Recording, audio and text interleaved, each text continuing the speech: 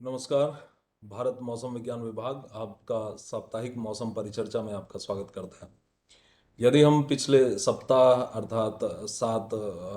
अक्टूबर से प्रारंभ होने वाले सप्ताह के सिनॉप्टिक सिस्टम्स की बात करें तो जो 6 सितंबर को जो एक दक्षिणी तटीय आंध्र प्रदेश पर एक चक्रीय परिसंचरण था, वो 7 अक्टूबर को तेलंगाना और उससे सटे हुए विदर्भा के क्षेत्रों पर पाया गया। और फिर यह पश्चिमी उत्तर पश्चिमी दिशा में गति करते हुए गुजरात और उसके आसपास के क्षेत्रों में, दक्षिणी गुजरात और उसके आसपास के क्षेत्रों में पाया गया। और उसके बाद में इसने लगभग उत्तरी दिशा में गति करते हुए 9 और 10 तारीख को यह उत्तर पूर्वी राजस्थान और उसके आसपास के क्षेत्रों में दृष्टिगोचर हुआ। यह चक्रीय परिसंचरण जब तेलंगाना पर था, उस समय इससे एक तटीय आंध्र प्रदेश से होते हुए एक एक अल्प दबाव की रेखा उत्तर प्रदेश के उत्तरी भागों की ओर विस्तृत थी।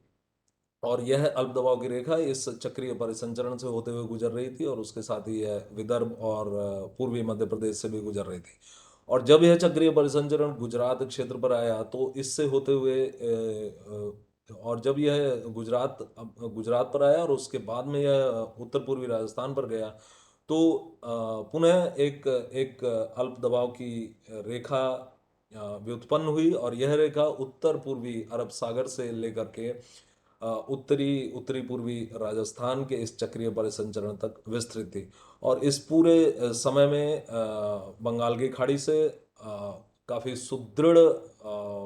नमी से लदी हुई पूर्वी और दक्षिणी और दक्षिण पूर्वी हवाएं इस ट्रफ रेखा को नमी की आपूर्ति करती रही, जिसके कारण और साथ ही एक पश्चिमी विक्षोभ भी इस दौरान 8 और 9 तारीख को यहाँ पर विकसित हुआ। और इस पश्चिमी विक्षोभ ने इस चक्रीय परिसंचरण और इसके साथ संबद्ध इस अल्प दबाव की रेखा के साथ इसने अंतःक्रिया की, और इसके फलस्वरूप जैसा कि हम देख सकते हैं कि उत्तर प्रदेश के पश्चिमी उत्तर प्रदेश और के लगभग सभी भागों और पूर्वी उत्तर प्रदेश के मुख्यतः उत्तरी भागों पर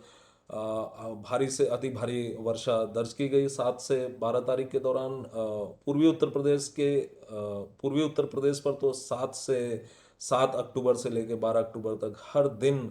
भारी से अति भारी वर्षा दर्ज की गई, जबकि पश्चिमी उत्तर प्रदेश पर 3 दिन भारी से अति भारी वर्षा दर्ज की गई। और इस दौरान अत्यंत भारी अर्थात एक्सट्रीमली हैवी रेनफॉल भी यहाँ पर दर्ज की गई। और मध्य प्रदेश, पूर्वी राजस्थान, पूर्वी राजस्थान, हरियाणा और उत्तराखंड पर भी भारी से अति भारी वर्षा इस सप्ताह के दौरान दर्ज की गई।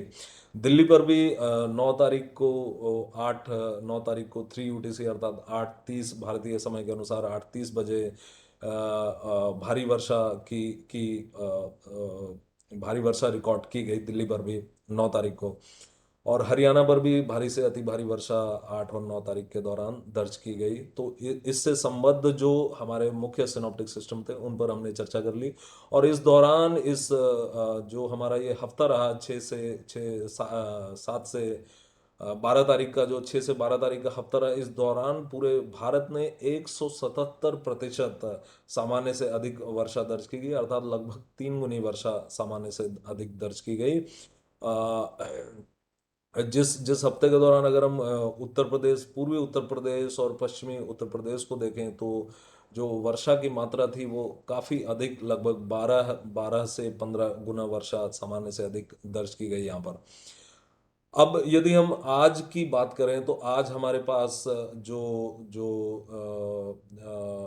कोई हमारे पास विशेष सिनॉप्टिक सिस्टम नहीं है। एक चक्रीय परिसंचरण है जो कि मध्य बंगाल की खाड़ी और उसके आसपास के क्षेत्रों पर फैला हुआ है। एक दूसरा चक्रीय परिसंचरण है जो कोमोरिन और उसके आसपास के क्षेत्रों पर। एक तीसरा चक्रीय परिसंचरण जो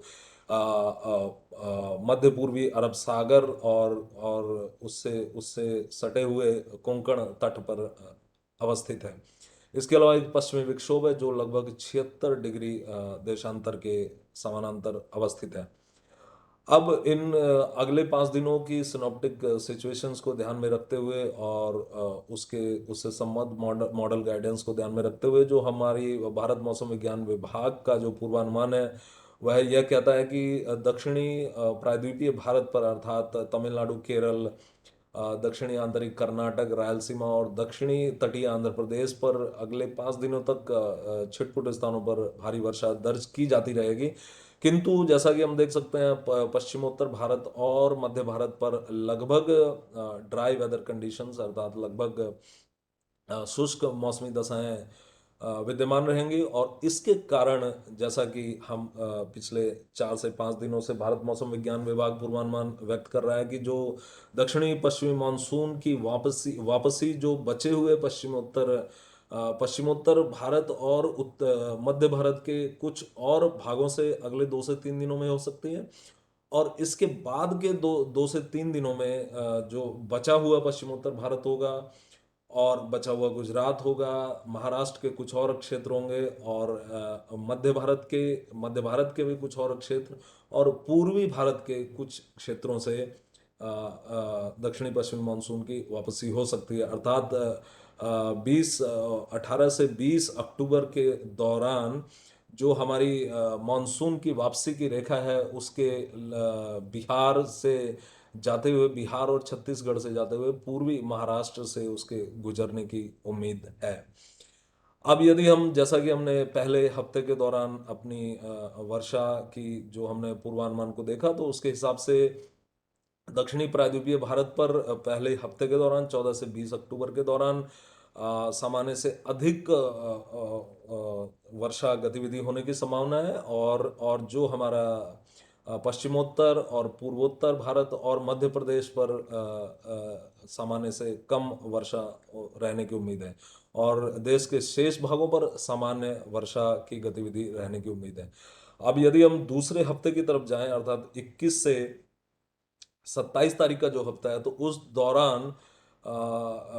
जैसा कि हमने मानसून की वापसी की चर्चा तो हमने कर ली है, और इसके अलावा उस जो दूसरा हफ्ता होगा 21 से 27 तारीख का, उस दौरान एक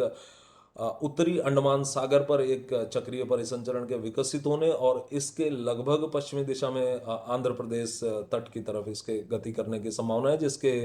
प्रभाव में कुछ से कई स्थानों पर हल्की से मध्यम वर्षा और छिटपुट स्थानों पर भारी वर्षा की लगभग अगले 5 दिनों में दक्षिणी प्रायद्वीपीय भारत पर संभावना बनी रहेगी। और अगर ओवरऑल रेनफॉल एक्टिविटी, अर्थात लगभग समग्रता में अगर हम पूरी वार्षिक वर्षा गतिविधि की बात करें, तो जो दक्षिणी प्रायद्वीपीय भारत पर जो वर्षा होगी वह सामान्य से अधिक होने की उम्मीद है। और मध्य मध्य पूर्वी और उत्तर पूर्वी भारत पर जो वर्षा रहेगी वो लगभग सामान्य होने की उम्मीद है। लेकिन पश्चिमोत्तर भारत पर वर्षा जो है वो सामान्य से कम होने की उम्मीद रहेगी दूसरे हफ्ते में, अर्थात 21 से 27 अक्टूबर के हफ्ते में। और इस दौरान हम अगले अगर इसी दौरान यदि हम अगले 2 हफ्तों में उत्तरी हिंद महासागर के बारे में जो हमारा एक्सटेंडेड रेंज आउटलुक है और उससे संबद्ध जो साइक्लोजेनेसिस की अगर हम बात करें, तो पहले हफ्ते में अर्थात 14 से 20 अक्टूबर के दौरान जैसा कि एक चक्रीय परिसंचरण के विकसित होने की संभावना है उत्तरी अंडमान सागर पर, और यह पश्चिम उत्तर पश्चिमी दिशा में गति करते हुए इसके लगभग 20 तारीख के आसपास इसके एक अल्प दबाव के क्षेत्र में परिवर्तित होने की संभावना है। और यह अल्प दबाव का क्षेत्र दक्षिण पूर्वी बंगाल की खाड़ी और उससे सटी हुई मध्य बंगाल की खाड़ी पर विकसित होने की संभावना है। और इसके बाद का जो दूसरा हफ्ता होगा 21 से 27 अक्टूबर, इस हफ्ते के दौरान जो 20 तारीख को जो अल्प दबाव का क्षेत्र बनने की संभावना है, इस अल्प दबाव के क्षेत्र के एक डिप्रेशन अर्थात अवसाद में परिवर्तित होने की, उसके घनीभूत होने की संभावना है। और यह उसका जो